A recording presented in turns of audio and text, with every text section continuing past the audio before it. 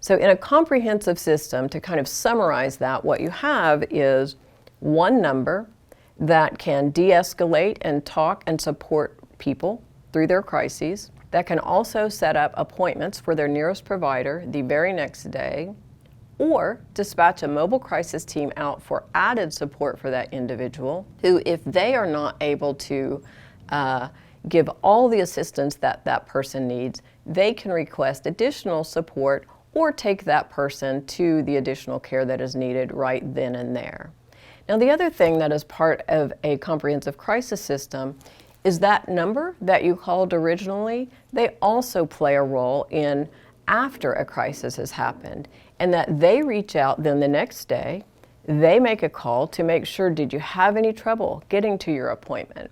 Are you feeling better today? What else can we do to support you? Have you found the help and care that you need? Were you able to make the changes in your living situation that were needed, if that's the case? So they reach back out and do follow-up of each and every person that they have talked to make sure that things are progressing in the right way. Well, I think it's incredibly important because people deserve the best care, the right care when they need it. And years ago, although we have continued to work to change this system, but we have a ways to go, the only option that you had was a yes or no into a large hospital, or no, you aren't getting care. And that only happened at the very highest end level of care. And the only determining factor was whether you were a danger to yourself or a danger to someone else. Well, that is not nearly enough. What we want to do is provide care to people when they need it. And that can range from all types of things. That can be, I have lost my job and I can't seem to stop crying. I have no motivation to get up out of bed, and I'm starting to have thoughts of harming myself. I'm not going to do it, but I'm starting to have thoughts. Well, that person, we want to provide help and care to as well. We don't want to say, oh, sorry, you don't meet the level of care to go into a hospital, so that's it. No, we want to take that opportunity when that person is reaching out to provide care and support and move them forward in a productive way, as opposed to waiting for them to get to the point that they are going to need a hospitalization. And one of the things that is so great with a comprehensive system is that once you have interacted with mobile crisis, et cetera, and perhaps you need some additional care from that, we have multiple layers of care for that person. We have urgent care centers. We don't have enough urgent care centers, but where we have them, they work beautifully. And what that does is like a 24/7 clinic. A person can walk in, they can come in by law enforcement, they can come in by family and friends, or a mobile crisis team could bring that person to the urgent care.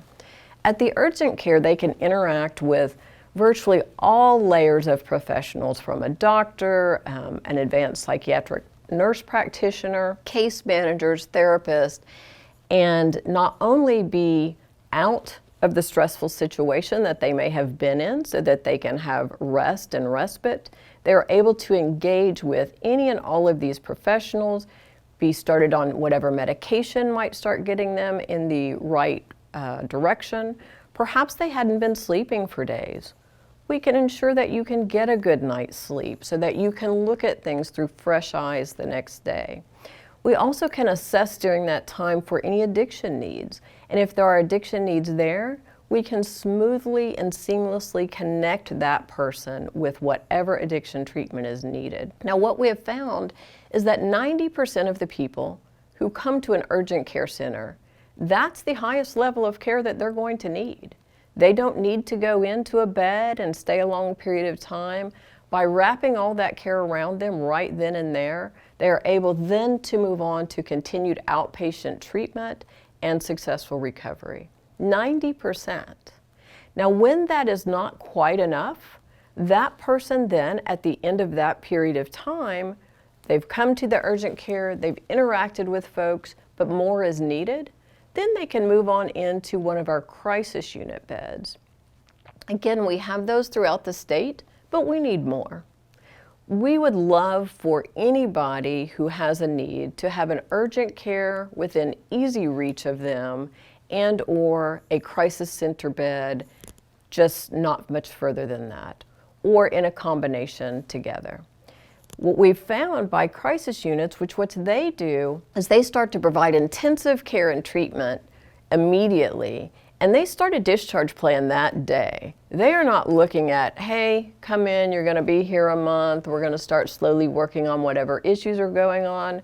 They hit the ground running. They develop a safety plan, they start putting resources in place so that that person can successfully discharge to the community just as soon as symptoms are reduced enough to be able to function back in the community.